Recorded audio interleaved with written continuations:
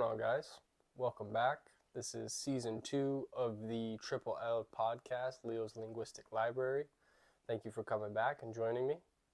In this season, I wanted to incorporate a different aspect, a little bit more of an artistic aspect. This is still going to be a podcast, but I wanted to integrate something that I love and I enjoy every single day, that being tea. So there's many different podcasts that exist where they talk about tea and go into it, but I'm going to be adding a very authentic and personal twist to it. So the first thing I'm going to do without further ado is start the kettle, get that water boiling, and I look forward to speaking on different subjects, touching on different things, and enjoying this time with you so that we can go about exploring different topics. So this is going to be more of a free-flowing podcast, I have a couple points that I want to touch on, but most of it is just going to be a straight-up, off-the-cuff, authentic conversation where I share what's going on in my life, and throughout the different episodes, I'm going to be getting some questions in to go through as well, similar to like a hotline or a lifeline, and we're going to be discussing these topics together in a way that I can share some insightful insights. And I'm looking forward to it. So today, what we're sipping on is some orange pico. Check out my little mug. I love this thing. Amazon. Honestly, one of the best places to shop for anything is Amazon these days. But that water is boiling. And the orange pico has been one of my favorite ones as of lately to be drinking first thing in the morning and right before bed. It has a very earthy flavor. So I drink a lot of coffee personally, but I haven't had a cup in about 2 weeks, 3 weeks. I don't really count. But I've noticed that, if you try to substitute something for something else, it needs to have certain similar qualities. Like if you try to substitute smoking weed for working out, like it's such a different thing that sometimes the similarities, they don't mesh up very well. Right? Whereas if you try to give up smoking cigarettes and you pick up vaping, for example, that pass off can be quite smooth. And that's something that I actually did when I stopped smoking weed and I stopped smoking cigarettes, is I picked up vaping temporarily. And the way that I did it is I bought, I think it was like 3 carts, which was a month's worth of vape cartridges, which is different for everyone, right? Because everyone has a different urge to smoke. But for me, I knew that it was like a promise to myself, and I believe that that type of self-discipline is something that is very important in your life, whether you're a man or a woman, but I can speak personally as a man. Being able to be a man of your word is honestly one of the most important things, especially when it comes to overcoming addictions, because when you say you're going to do something and you do it, your mind is always noticing, your mind is always taking note of these things, and the same is true for the opposite.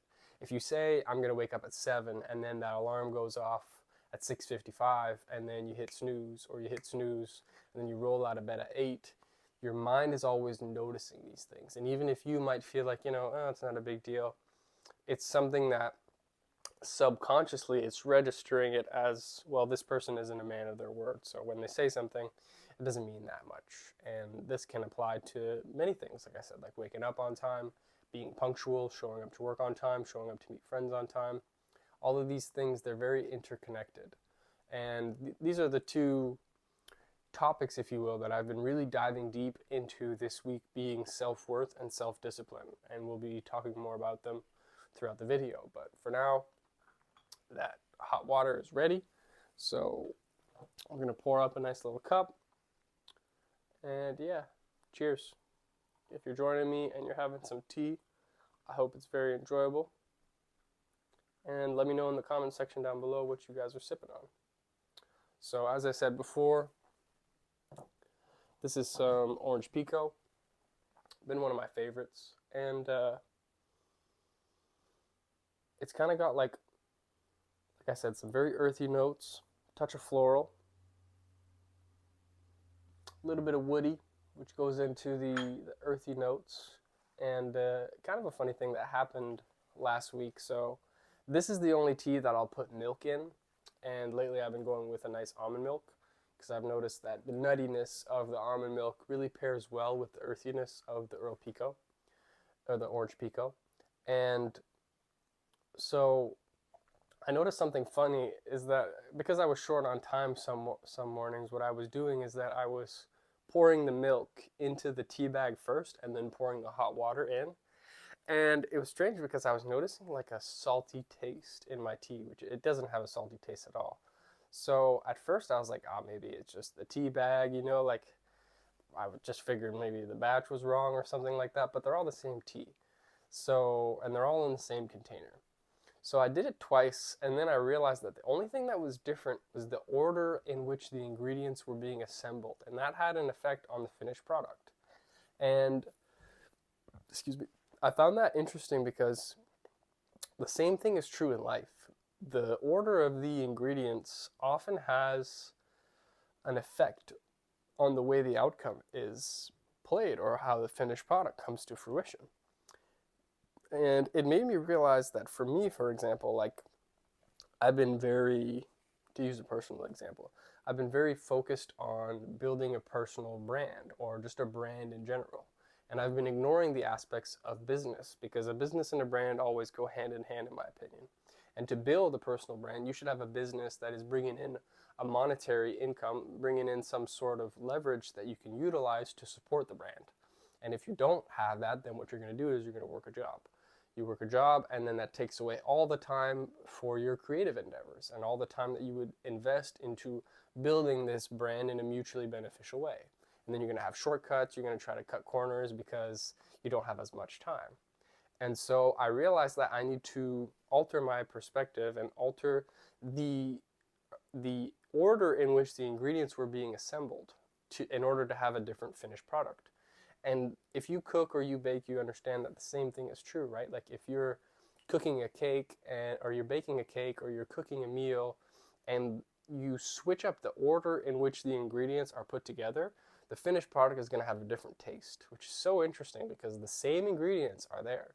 But because there's a different order, it really switches things around. So all that to say that when I started to let the tea steep first, and then I added the milk afterwards, I got that same flavor that I was going for. So very interesting to how sometimes, from what I can see, life often repeats lessons until it integrates.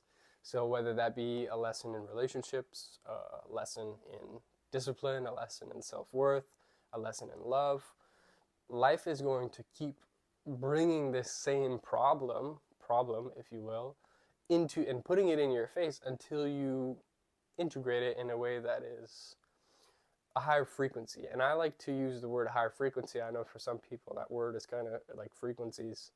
But by frequency, I mean a higher level of understanding. Because someone that is operating from a higher level of understanding is going to have a higher level of awareness. And they're going to see it differently. And I'm sure you've seen this in your life. Some people will see a problem and choose to gossip or complain about it. Whereas there are some people that will try to find solutions. And then I believe a higher frequency above that would be non-duality. So someone that doesn't see it as a problem or a solution, right? They just see that it is what it is. And that's a very interesting way to look at it. But as I said, I don't put milk in any of my other teas, but I've noticed that this orange Pico, it pairs very well with it, and because I haven't been drinking coffee lately, it kind of scratches that itch for me of, I wouldn't say it tastes like coffee, but I don't drink coffee for energy personally because, well, coffee doesn't actually give you energy. That's a myth. Coffee just blocks the receptors in your brain that make you feel tired, so therefore that's why there's a crash after you drink coffee, because that effect wears off and then you're back to being tired. But the one thing I do love about coffee is that I find it very comforting. It's warm, it's a nice warm drink that relaxes you. Or for some people, I mean, I can only speak for myself, but comforting would be the best way for me to describe coffee because it's something that, I relied on heavily in college. Working those early mornings, I had many jobs that required me to work, like 60 hours when I was in high school and I was saving up for my trip to go to Europe. As I was going to school during the time I was going to school, I was also working, after school, but then on the weekends, I would have two different jobs and I would work basically the entire weekend. So as soon as my shift was done, let's say I was working like a 7 a.m. to 4 p.m. in one job, then my next shift would start at 5 p.m. and I would do a 5 p.m. to 11 p.m., sometimes overnight all the way through until 5 p.m. So just like straight through. And then I would go back, maybe get like 1 or 2 hours of sleep, pack a lunch, go to my other job, and then I would do that throughout the entirety of the weekend until Monday morning when I would go back to school. And then after school on Monday, 4 p.m., let's say, I would go back to my other job, and then throughout the week just do that. So I always had a very strong work ethic, I would say. But through working jobs, I realized that the interesting thing about working a job is that whether you work hard or whether you just do the bare minimum to get by, you're still getting paid that same hourly rate. So that's when I realized very early on that entrepreneurship was the best route for me, because I was able to outwork and push to a very high degree. But if you're still getting paid that hourly rate, a lot of the times what happens in big corporations is that you actually just get rewarded with more work. So the people that actually took more of a chill approach and did just enough to get through the shift and to not raise any eyebrows because they were slacking off, but they were still working, but they weren't busting their balls. Those are the people that really had some longevity and would be able to continue in that job. And weirdly enough, they're the ones that often got promoted too, because they got it, and so very interesting. But that's one thing that I'm sure a lot of you can relate to when you're working these jobs. It's interesting that the hardest workers aren't the ones that get compensated the most, which is so interesting. But yeah, I feel like this is probably at a good temp now.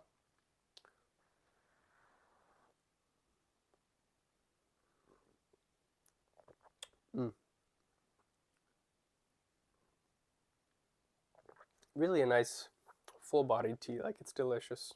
And like I said, I don't really put milk in any of my other teas.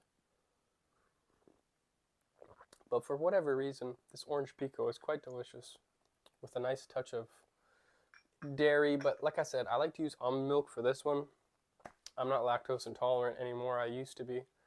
But I like to use that almond milk because that nice little touch of nuttiness goes very well with the earthy flavors of the orange pico. And yeah, it's interesting to say, but that order in which the ingredients are put together really make a big difference. So extrapolate that to any aspect of your life that you feel like it would apply. But yeah, these are just a few of the things that I wanted to talk about today. And I hope you are enjoying your weekend. Right now it's Sunday night over here, getting ready for another week. And this is a ritual that I've been doing every night, really, is just getting myself a nice cup of tea, doing some meditation before bed, and really winding down, like turning down the lights. Right now I got a couple more lights on because I'm recording, but taking the lights down and really getting into a ritual, whether that be a morning ritual or a nightly ritual. As people, we like rituals, we like comfort, we like that stability. So it really soothes us in the long term to be able to have these habitual things that we do over and over and over again. And that doesn't mean that it should always be like that, because I believe the reality is the only constant is change. If you know anything about the law of vibration and what Nikola Tesla said about if you'd like to understand the universe better, you should think in terms of frequency, energy, and vibration. Because it's the ocean of motion, right? Everything is always moving around. As much as we may think things are static, it's not. Everything is always moving, and that can be an illusion. But yeah, it's a delicious tea. And what's interesting about tea and coffee is that I've noticed there's an optimal temperature that you always want it to be at whenever you're consuming, especially for coffee, because as soon as, coffee is too hot, you won't drink it. Then it reaches that point where it's like perfect. And then like 5-10 minutes later, it's like, it's still good. It's still warm. It's still hot, but it's not hitting that spot the same. But the one thing I really like about tea is that for me anyway, as soon as it reaches that point where it's not hot, I'll either top it up and I'll add another tea bag so it doesn't get too watered down after topping it up 1 or 2 times. Or if I want to swing the other way, I'll literally drop a few ice cubes in there, and turning it into an iced tea is delicious and super refreshing, especially in the summer days. So that's another thing I've been getting into, is just doing some iced teas. Really, really simple. I was going to say something else, but very, very simple. And it's delicious and it's very refreshing. So if it's something you'd like to try as well, I can make a video on how I do my iced tea, but like as simple as it gets. If you have like a regular mason jar, you would put 2 tea bags. You honestly have to put more tea bags in that you would for like a regular tea serving, because the water isn't hot. The water is cooler, so it doesn't pull out the flavor as quickly. But just the night before, it's something I'm going to do before bed. Put like 2 green tea bags or 2 Earl Grey bags into a mason jar with some water. I like to chop up some ginger, nice lemon wedge, put it in the jar, shake it up, leave it in the fridge for 8 to 12 hours, and boom, you got a nice iced tea that's delicious, refreshing, natural. Ginger and lemon are great for you, especially in the morning. Like drinking a nice lemon water in the morning is really good for your gut. Very, very good for your microgut biomes. And all in all, I'm very grateful to be able to share these conversations with you, share these little concoctions that I enjoy making, and creating more podcasts just like this one that are just authentic, straight to the point, very, very down to earth and talking about things. So if you have any teas that you'd like me to try out in the next video, if you have any conversational threads that you would like me to cover, or any questions, feel free to leave them down in the comments below. I'll get through them when I have a chance. And as always, thank you for watching, guys. And I'm proud of you for making it through all the battles that you don't talk about. Cheers.